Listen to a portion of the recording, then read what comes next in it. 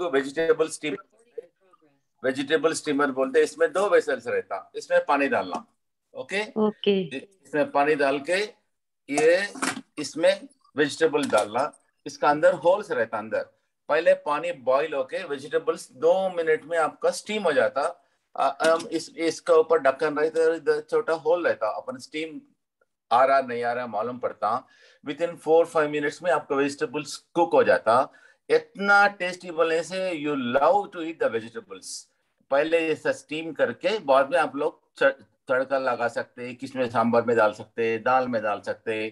और कभी भी कोई रात में शाम में इवनिंग बॉइल्ड वेजिटेबल्स खाना सोचते हैं, डिनर में आप कट करके रेडी रखो। When your husband says I am coming for the dinner dining table, just 3-4 minute में आपका वेजिटेबल्स कुक होता। एक बार लेने से लाइफ लॉन्ग ये आइटम पड़ जाता घर पे।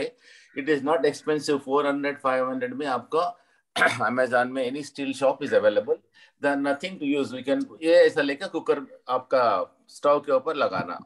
This is the thing, first you have to put water, then you have to put this vessel, then put all the vegetables. This containing holes, can you see some holes here? From these holes the steam comes and your vegetables will be cooked through steam, and very healthy and very very very tasty. You can put all the vegetables, इसमें हम अभी cut नहीं करें, you can cut and you can keep all the vegetables। आपको 2-3 minute में, जैसा आप घर पहुंचे, आप जस्ट डाइनिंग टेबल में आने तक आपका वेजिटेबल्स रेडी हो जाता। Very healthy and very very tasty also, and I think since long time I want my friends also to use this. It is not at all expensive. Once we buy it, it is a lifetime item. This is called vegetable steamer. आप बोलते हैं doctor साहब हमारे को घर पे अपन पानी में वेजिटेबल्स बॉईल करने से, इसमें करने से what is the difference? If you put the vegetables in the water and boil, it loses its nutrition, a part of the percentage of the nutrition values खत्म होता है। इसमें nutrition value नहीं रहता। And you can see इसमें आप क्या कर सकते हैं, you can put all multiple vegetable लगा सकते हैं। See nowadays we are recommending to eat multiple vegetable। आपका सब्जी एक ही कलर नहीं रहेगा, मल्टीपल कलर रहेगा, 5-6 कलर्स रहना, means you have to put different vegetables. Okay, it is, I think it's clear now. This is called vegetable steamer, available in Amazon, any other platforms. Again, I'm telling, just put the water, इसको एक तवे पे लगा देना। बाद में you can put it like this, within 3 minutes 4 minutes के अंदर by steam all your vegetables are cooked, very healthy, very tasty. Thank you Nilesh bhai, thank you very much. Okay, over. Thank you आज हमारे साथ special हमारे speaker Rajesh ji आए हैं। Over to Rajesh ji, आपके healthy tips सुनने के लिए सब लोग बेकरार है।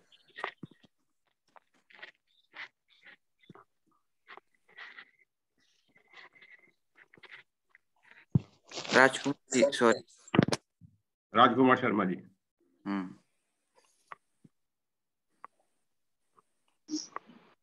Rajkumar ji, hello, am I audible?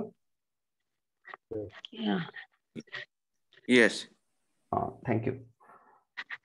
तो राजकुमार जैसा को म्यूट कर रहा हूँ अभी, तो आप अनम्यूट कर लें फिर से एक बार।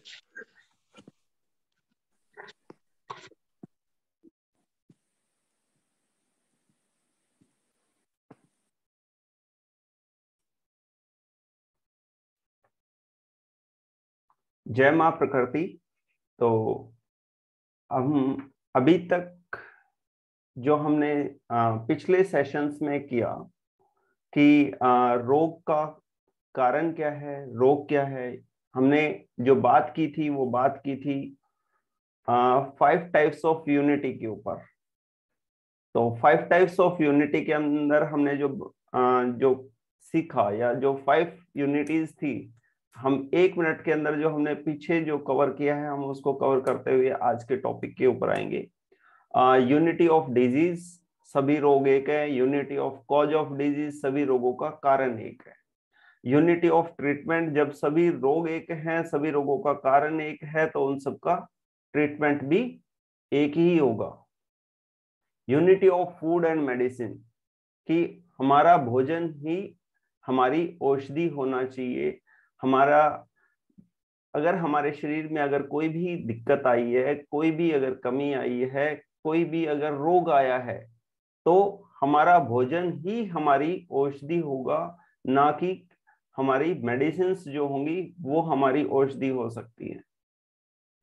अगली जो हमने टॉपिक कवर किया था, unity of health and disease, कि हेल्थ हमारा स्वास्थ्य और हमारा रोग दोनों एक साथ ही चलते हैं, इनकी भी यूनिटी रहती है। जब हम छोटे होते हैं तो हमारा हेल्थ लेवल जो होता है वो ज्यादा होता है, डिजीज जो होती है, रोग जो होता है वो कम होता है। जैसे जैसे हम गलतियां करते जाते हैं वैसे वैसे वो बढ़ता जाता है। तो अभी तक जो हमने किया है वो बेसिकली एक थ्योरेटिकल पोर्शन है, जिसको थोड़ा सा समझने में हमें ज्यादा ध्यान लगाना पड़ता है, ज्यादा समझने की कोशिश करनी पड़ती है। इसको हम एज ए थ्योरी ही बात करते हैं। लेकिन अगर हमारे को ये बात समझ में आ जाए कि सभी रोग एक हैं और सभी रोगों का कारण एक है, तो आगे की नेचुरल लाइफस्टाइल की साइंस को समझना आसान हो जाता है, उसको मानना आसान हो जाता है, उसको करना आसान हो जाता है। जैसे हम सब जानते हैं कि अगर लकड़ी की चीज खराब होती है तो लकड़ी से ही रिपेयर हो सकती है, अगर लोहे की चीज खराब हुई है तो वो लोहे से रिपेयर होगी, कपड़ा अगर खराब हुआ है तो वो कपड़े से ही रिपेयर होगा। तो जिस तरीके से हर चीज जो जिस चीज से बनी है उसी चीज से रिपेयर होती है, वैसे ही हम सब जानते हैं कि मनुष्य शरीर जो है वो 5 तत्वों से बना हुआ है। हमारे सभी धर्म ग्रंथों ने सभी जगह यही कहा गया है कि ये जो मनुष्य शरीर है ये 5 तत्वों से बना है। 5 तत्व जिसके ऊपर अगर हम बात करें, 5 तत्व जो हैं वो हैं आकाश, वायु, पृथ्वी, आकाश, वायु, अग्नि, जल और पृथ्वी। तो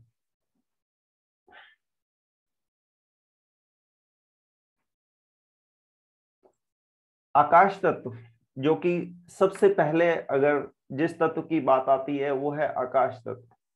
आकाश तत्व, लेकिन सबसे पहला जो तत्व आता है आकाश, लेकिन जिसके बारे में हम सबसे कम जानते हैं।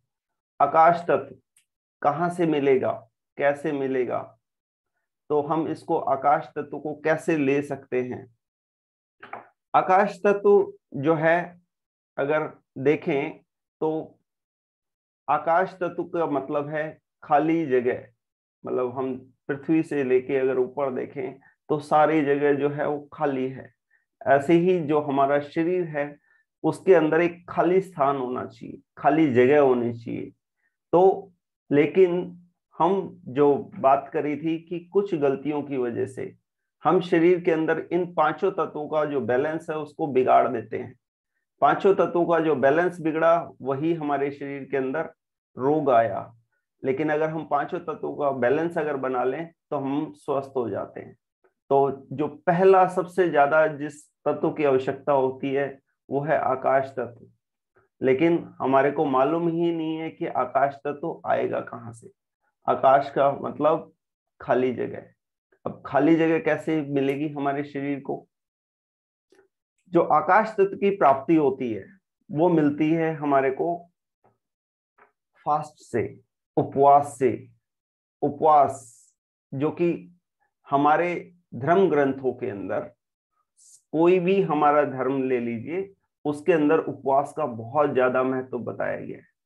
हिंदू धर्म के अंदर, पूरा हिंदू धर्म अगर हम बात करें तो उसको आकाश के साथ, आकाश तत्व को देने के लिए उपवास को उसमें हर चीज में डाला गया है।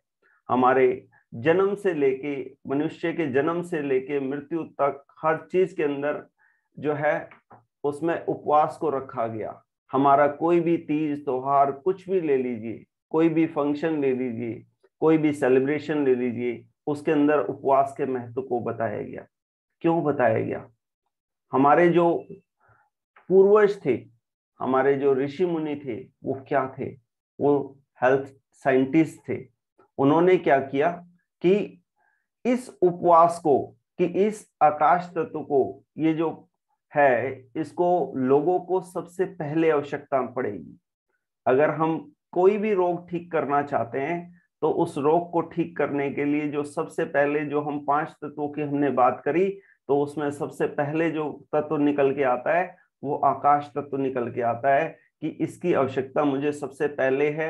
जो फर्स्ट लाइन ऑफ मेडिसिन है वो आकाश तत्व है। तो आकाश तत्व को प्राप्त करने के लिए उन्होंने क्या किया कि हर चीज के अंदर उन्होंने उपवास को आगे रखा। हिंदू धर्म में ऐसे ही, अगर हम मोमडन धर्म में, मुस्लिम धर्म में बात करें तो वहां पर रोजों का प्रोविजन है। जैन धर्म पूरे का पूरा ही जो है उपवास के ऊपर आधारित है। तो हर धर्म के अंदर उपवास का बहुत ज्यादा महत्व दिया गया है। लेकिन जैसे जैसे समय बीतता गया वैसे वैसे हमने उपवास का रूप को बिगाड़ना स्टार्ट कर दिया।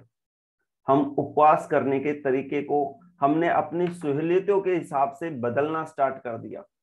हम उपवास को उपवास के तरीके से करते ही नहीं है, उपवास के करने के तरीके को हमने बिगाड़ दिया। अगर हम देखें कि उपवास जो हम करते हैं वो हमारे जो, अगर हिंदुओं में हम बात करें, नवरात्रे साल के अंदर 2 बार क्यों आते हैं, क्या कारण है कि एक बार अप्रैल में आते हैं, एक बार दोबारा जो है नवरात्रे जो आते हैं वो अक्टूबर में आते हैं, क्या कारण है? इन दोनों समय में होता क्या है कि मौसम बदल रहा होता है। उस बदलते हुए मौसम के अंदर हमारे को जो माँ प्रकृति है वो क्या चाहती है कि हमारा शरीर आने वाले मौसम के लिए तैयार हो जाए। हमारे को सर्दियों के अंदर ज्यादा अच्छे स्वास्थ्य की आवश्यकता होती है ताकि हम सर्दियों के अंदर उससे लड़ सकें।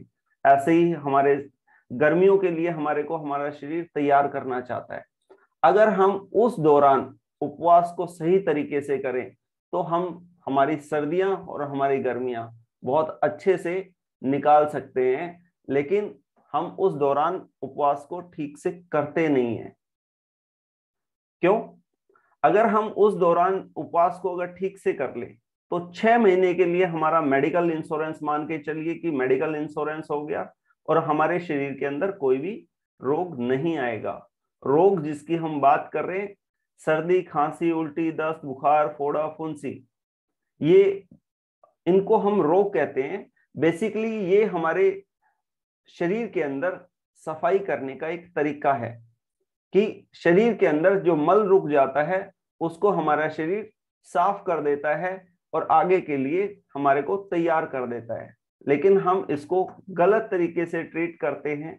जब हम इसको गलत तरीके से ट्रीट करते हैं, रोग को अंदर दबाते हैं, दवाइयां खाते हैं, तो वही जो सर्दी, खांसी, उल्टी, दस्त, बुखार, जो तीव्र रोग जिसकी हमने बात करी, जो एक्यूट डिजीज जिसकी हमने बात की, वही आगे चल के जिन रोगों के साथ हम आज जी रहे हैं उन रोगों की कंडीशन में पहुंचते हैं। मतलब कि हमने अपने जिस स्थिति के अंदर आज हम आए हैं उस स्थिति में आने के जिम्मेवार हम खुद हैं।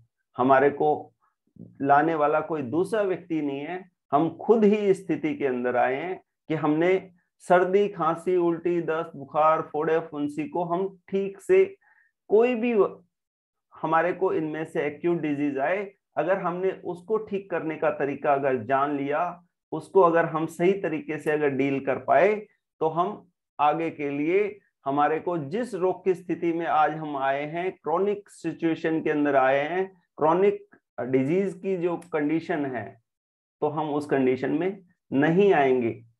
अगर हम क्रोनिक डिजीज की कंडीशन में आ गए तो आप ये मान के चलिए कि वो कंडीशन भी कंटिन्यू नहीं रहेगी, बशर्ते कि हम अपने एक्यूट डिजीज को ठीक करने के लिए उपवास करने के तरीके को सही से जान लें।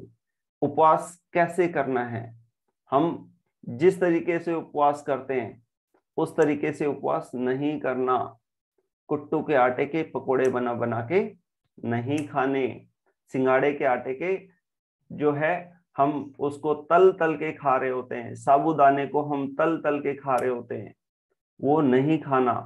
अगर हम देखें हम उपवास किस तरीके से करते हैं, अगर कोई भी व्यक्ति आज की डेट में, अगर कुछ लोगों को छोड़ के जो उपवास किया जाता है, अगर वो सुबह से लेके अगर अपनी शाम तक की उपवास हो, पहली चीज कि हम उपवास करते ही बहुत कम है, कि जो मैंडेटरी हमारे ऊपर डाल दिया गया है, अगर देखा जाए तो सिर्फ हम ये मान के चलते हैं कि फीमेल्स की ही ड्यूटी है कि वो उपवास करें। मेल्स उपवास करते ही नहीं है, बहुत कम करते हैं, क्योंकि जितने भी प्रोविजन डाले गए हैं, जो भी मैंडेटरी अगर आप उपवास देखें तो वो सारे के सारे फीमेल्स के नाम के डाल दिए गए, मेल्स के नाम का कोई उपवास नहीं रखा गया। तो और फीमेल्स में भी अब उसको हमने बिगाड़ बिगाड़ के कि हमारे को तो भूख लगती है, हमारे को काम करना होता है, तो हम उसके साथ में उसको पूरे स्ट्रक्चर को हमने बिगाड़ दिया है। जबकि उसको सही तरीके से अगर उपवास किया जाए तो उपवास करने का जो सबसे जो अच्छा तरीका है उपवास करने के लिए, अगर किसी को भी अगर शरीर में कोई रोग नहीं है तो भी, और अगर कोई शरीर में कोई एक्यूट डिजीज आ गई है तो उस कंडीशन में भी, क्योंकि अगर एक्यूट डिजीज आती है तो हमारा मुंह कड़वा हो जाता है, हमारी भूख को मार दिया जाता है, उस कंडीशन में हमारे को ना कुछ खाने की इच्छा होती है और ना ही कुछ पीने की इच्छा होती है, क्योंकि माँ प्रकृति कहती है कि तेरे शरीर को तेरे सफाई की आवश्यकता है। तो सेम ऐसे ही अगर हम खुद स्व इच्छा से अगर उपवास कर रहे हैं तो उस कंडीशन में भी जो सबसे अच्छा तरीका है उपवास करने का वो है आचमन। सिर्फ जल आचमन के द्वारा हम उपवास करें। जल आचमन कि जैसे हम पूजा पे बैठते हैं और पंडित जी हमारे को थोड़ा सा पानी देते हैं चम्मच से कि आप इसको ले लीजिए, ऐसे ऐसे करके चम्मच से जैसे हमने पानी लिया कि उसको हमने लिया, मुंह के अंदर रखा और वो पानी मुंह के अंदर ही डिजोल्व हो जाता है कि वहीं पर खत्म। तो 4-5 चम्मच जब भी आपको कुछ लेने की इच्छा हो तो 4-5 चम्मच वो पानी लीजिए, और फिर जब दोबारा थोड़ी देर के बाद फिर इच्छा हो तो वो लीजिए। तो सबसे अच्छा, अगर तीव्र रोग की अवस्था है, कुछ भी लेने की इच्छा नहीं है, तो पहले आचमन। अगर आचमन के बाद अगर कुछ और लेना है तो सिर्फ जल लीजिए। जब भी आपको प्यास लगे, भूख लगे, तो आप स्वच्छ जो ताजा पानी है वो लीजिए, उसके ऊपर उपवास कीजिए। लेकिन कोई व्यक्ति कह सकता है कि ऐसे तो उपवास नहीं हो पाएगा, ऐसे तो हमारी जान ही निकल जाएगी। तो अगला जो स्टेप है उसके अंदर आप आ सकते हैं नेचुरल ग्लूकोज उपवास, natural glucose fasting. Natural glucose fasting क्या है? जैसे हम अगर हॉस्पिटल में अगर हम एडमिट हो जाते हैं तो वहां पर हमारे को एडमिशन होने के बाद वहां पर हमारे को ग्लूकोज चला दिया जाता है। ग्लूकोज चलाने के बाद क्या कहते हैं कि अब आपने कुछ खाना और पीना नहीं है। इमरजेंसी की कंडीशन में वो कहते हैं कि अब आपने कुछ नहीं खाना पीना, आपके शरीर को जो चाहिएगा वो इस ग्लूकोज से मिल रहा है। तो हम कहते हैं कोई मिलने आए कि कुछ खाया नहीं, बस ये चल रहा है, यही इसी से मेरी भूख और प्यास की जरूरत इसी से पूरी हो रही है। जैसे हम वहां पर 2-4 दिन आराम से निकाल देते हैं, वैसे ही नेचुरल ग्लूकोज की अगर हम बात करें, जो माँ प्रकृति ने हमारे को नेचुरल ग्लूकोज के लिए दिया है वो हरा नारियल पानी दिया है।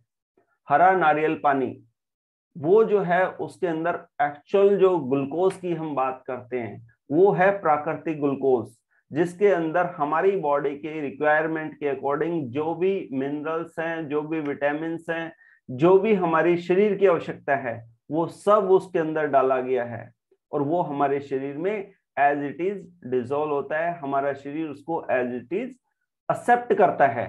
तो हमें नेचुरल ग्लूकोज के तौर पे जब भी भूख लगे, जब भी प्यास लगे, तो आप जो है वो हरा नारियल पानी लीजिए। तो पहली कंडीशन कि आप सिर्फ आचमन कीजिए, पानी पिए कीजिए। अगर उस पे नहीं कर सकते तो नेचुरल ग्लूकोज के ऊपर हरे नारियल पानी के ऊपर कीजिए। हरे नारियल पानी के साथ में कोई कहता है कि नहीं, सारे दिन तो हम सिर्फ नारियल पानी नहीं पी सकते, तो उसके साथ में आप एक टाइम नारियल पानी पीजिए, एक टाइम इसको हम रसाहार कह सकते हैं। पूरे दिन आपने रसाहार पे रहना है, कि एक टाइम नारियल पानी पी लीजिए, एक टाइम आप सफेद पेठे का जूस पीजिए, ऐशगार्ड जूस, बड़ी पेठा, आगरे वाला पेठा जिसकी मिठाई बनती है, उस पेठे का 1 गिलास जूस निकाल के आप वो पी सकते हैं। तो उसके अलावा कोई कहे कि मेरे पास ये दोनों चीजें ही अवेलेबल नहीं है, तो तीसरी जो चीज है, आप वेजिटेबल्स का जूस निकाल के, फ्रेश वेजिटेबल्स का जूस निकालिए, खीरा टमाटर का जूस निकालिए, पालक टमाटर का जूस निकालिए, बथुआ टमाटर का जूस निकालिए, और उसको जो भी आपके पास ग्रीन वेजिटेबल्स हैं उसका जूस निकाल के आप वो पी सकते हैं। इसके और क्या ले सकते हैं, फ्रेश, अगर बच्चा कोई है, अगर वो इनमें से कुछ नहीं लेना चाहता, तो आप उसको फ्रेश फ्रूट जूस निकाल के दे सकते हैं। फ्रेश फ्रूट जूस जैसा राजेश गर्ग जी दिखा रहे हैं, ये है मिंटर मेलन, जो ऐशगार्ड जिसकी हम बात कर रहे हैं, जिसका जूस आप निकाल के ले सकते हैं। तो फ्रेश फ्रूट जूस पैकेट बंद नहीं होना चाहिए, वो फ्रेश होना चाहिए, ताजा होना चाहिए, किसी भी ब्रांड का आप नहीं लेंगे। आप फ्रेश जूस अपने फ्रूट का अपने घर में निकालिए और उसको लीजिए। लेकिन सबसे अच्छा है कि आप जो है सब्जियों के ऊपर करें, फ्रूट को आप खाएं, ना कि उसका जूस लें। अगर इसके ऊपर भी कोई फास्ट नहीं कर पाता, तो अगली जो चीज है वो है, आप 2 टाइम जो है आप इनमें से कोई भी लिक्विड ले लीजिए, नारियल पानी ले लीजिए, ऐशगार्ड जूस ले लीजिए, एक टाइम फ्रेश वेजिटेबल्स जूस ले लीजिए। सुबह आपकी ये हो गई, दोपहर में आप सैलेड बना के ले सकते हैं, ताजी सब्जियों के साथ में कोई भी सैलेड आप जो है वो ले सकते हैं। तो जो सब्जियां हैं, ये जो बने सैलेड जो बनेगी, एनएलएस की सैलेड कैसे बनती है, इसका हम आपको वीडियो शेयर करवा देंगे ग्रुप के अंदर। तो उस तरीके से आप सैलेड बना के लीजिए दोपहर के अंदर। सुबह आपने नारियल पानी लिया, दोपहर में आप फ्रेश वेजिटेबल्स के साथ में ग्रीन सैलेड बनाइए, शाम के टाइम फिर से कोई एक जूस ले लीजिए, और रात को आप फ्रेश फ्रूट्स लेंगे।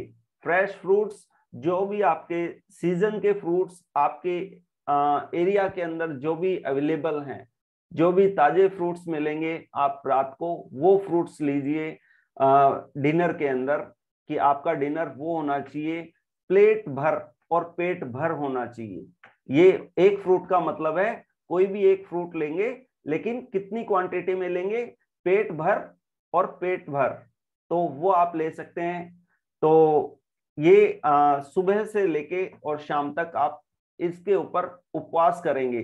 अगर आपने इस तरीके से उपवास करना स्टार्ट किया, अगर हम वैसे तो हफ्ते में एक बार हमारे को उपवास करना चाहिए, अगर हम हफ्ते में एक बार नहीं कर सकते तो 15 दिन में एक बार उपवास करें, तो उसके बाद हमारी बॉडी के अंदर जो चेंजेस आएंगे, जो हमारे को लाभ मिलना स्टार्ट होगा, वो आपको नजर आना स्टार्ट होगा। इंस्टेंट रिजल्ट्स मिलेंगे। जब आप एक दिन उपवास करेंगे, अगले दिन आपके शरीर को पता चलेगा कि कल क्या हुआ था। लेकिन उपवास करना इसी तरीके से है। तो इस तरीके से जब आप उपवास करेंगे, तो धीरे धीरे करके जो हम क्रॉनिक डिजीज की स्टेज में हैं, हमारे ये रोग इंस्टॉलमेंट्स में निकलने स्टार्ट हो जाएंगे। धीरे धीरे करके हमारे ये रोग जो है एक्यूट डिजीज की फेस में आएंगे, और हम स्वास्थ्य की तरफ आगे बढ़ना स्टार्ट हो जाएंगे। तो उपवास करना बहुत ही ज्यादा जरूरी है, लेकिन उपवास को सही तरीके से करना उससे ज्यादा जरूरी है। थैंक यू वेरी मच, क्योंकि टॉपिक हमारा बहुत लंबा है और टाइम हमारा लिमिटेड है। नीलेश जी, सॉरी हम थोड़े से टाइम से आगे चले गए, तो हम आगे फिर कवर करेंगे इसको नेक्स्ट।